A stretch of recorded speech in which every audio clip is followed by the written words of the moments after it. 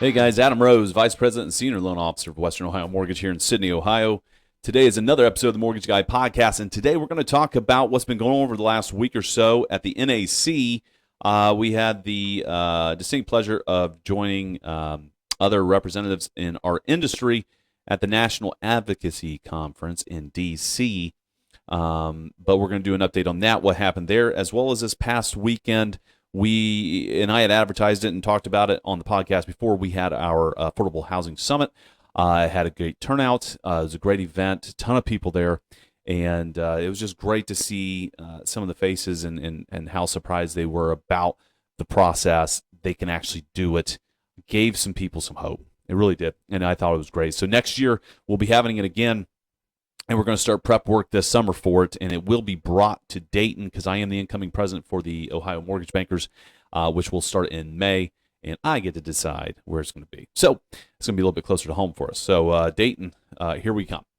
And so we'll get that stuff out there, and we'll get that set up and get that advertised probably this fall so we can help some of our local home buyers here in the market. So anyways, NAC, National Advocacy Conference. So day one. So we get to D.C. Day one's really just about helping our state organization it was a little bit of a snooze fest. All right. Be honest with you. But we got some good tips, and we're going to bring that back to the association, see if we can improve our membership, improve our involvement in the communities, and get more involvement with everyone. Day two, prep day. All right. So on this, think of it as a normal conference, right? You have speakers, you have all this stuff, you're learning a few things. Day two is a lot of prep work in regards to what you're going to be doing on the Hill, how you're going to talk to these people, some of the topics involved. So these are just talking points. There's about 16 issues that are really kind of going through right now that we were trying to push. I think two got the most attention, and we're going to talk about that here momentarily. But we did get to hear from Scott Turner, who's the Secretary of HUD. Great speaker.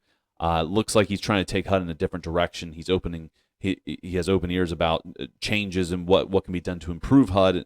And again, for people that are watching this that don't know, HUD is Housing and Urban Development. They're in charge of FHA, but obviously they have different arms and additional things that they do outside of residential financing.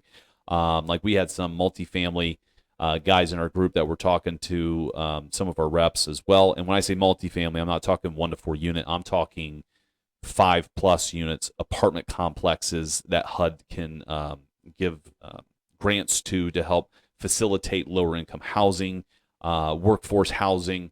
They also I didn't even know this, but they also participate in the assistance of funding assisted living facilities, nursing facilities, hospitals, stuff like that. I didn't even know that. So that's something I learned. But anyways, we got to hear from Scott Turner, Tom Tillis, who's a senator out of North Carolina, Mark Warner, another senator out of Virginia, Lisa McClain, who is a representative out of Michigan, Richie Torres, which I thought was a great speaker, is a representative out of New York, and Elizabeth Warren, senator of Massachusetts. Anyways,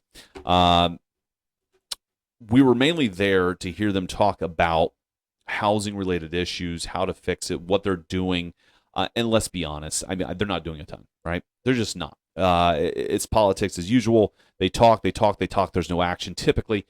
There are a few good things that they're trying to work on, and I do believe that most of the issues are bipartisan, right? They're working together on this, which is a good thing.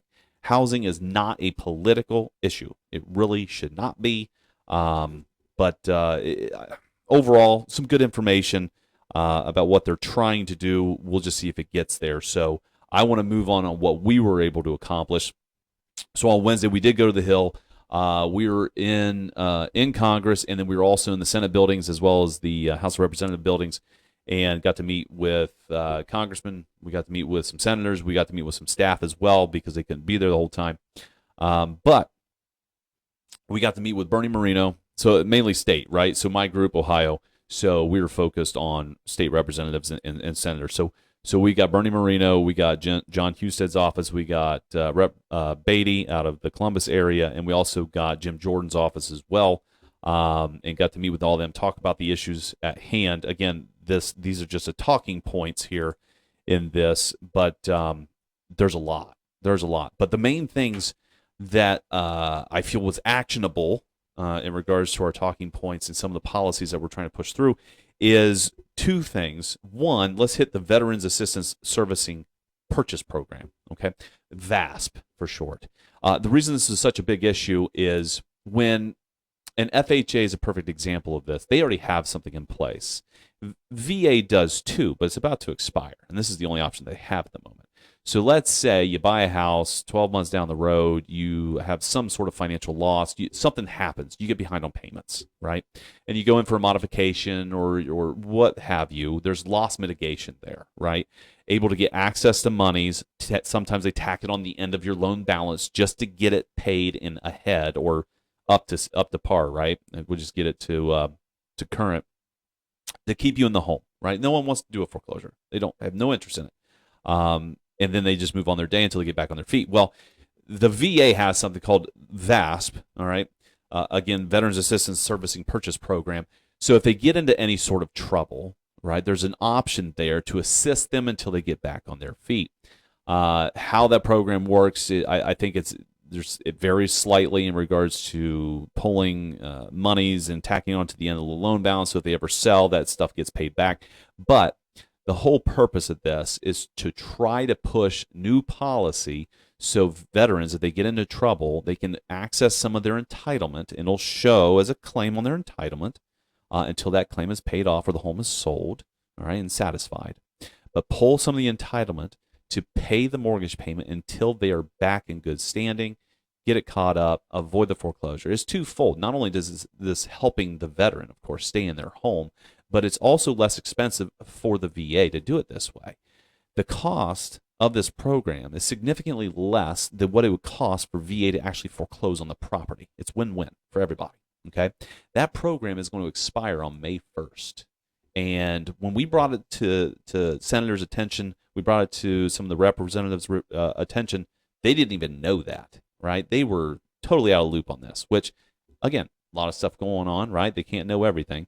So we were really pushing, hey, is there a renewal option? Is there some piece of legislation that can get introduced to extend it? Something's got to give here to help these veterans. So that is one big thing that we were pushing. And the other one was the Homebuyers Privacy Protection Act. So, and you've heard me talk about trigger leads before. This is the trigger lead legislation, okay? If you're not familiar with what a trigger lead is. So if you come to me, we sit down and we're talking about you applying for a loan and you want to pull that trigger and we do a credit check. A trigger lead is, and a lot of my clients, if you're watching this, you know, and I usually warn people about the phone calls. I pull your credit. The bureaus will take that information and sell it to any lender in the country that buys mortgage leads from them, and within 5 minutes, your phone is blowing up, okay? And they're all a little bit different because the thing is that they sell them in credit score buckets. So I'm sure the higher the credit score, the more expensive the lead is, right? I can't confirm that because I don't do it, but so the amount of calls that people get will vary. I've had someone that's gotten a few calls, a few text messages and emails. I've gotten some that 60 calls in 2 days, right? That's absurd. And it's going to eliminate that. That's the whole purpose of it, right? To stop the trigger leads and stop the harassment and the misinformation that some of those lenders give. I've had clients call me and say, hey, does John work for you? I got a call from this guy. I said he works for you. No, absolutely not, right? So sometimes it's a little bit misleading, and they'll say, yeah, we're partners with Western Ohio Mortgage. This is what we're doing. This is what we got to do next. And so they're just trying to pull that borrower away from the original lender, okay? So that's what a trigger lead is. It's annoying as hell. The argument that the bureaus have is it allows buyers to shop more, which is absurd.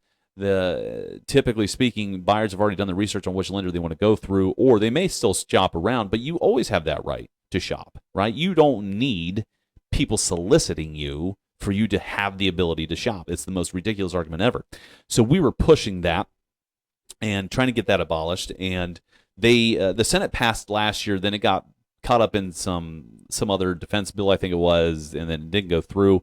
This year, it's standing alone, I believe. It just got reintroduced the day after because we were really, really pushing this hard to make sure we get more co-sponsors on the bill, get more support for it. And it did get introduced yesterday, which I don't even know what day that was. It was on a Thursday.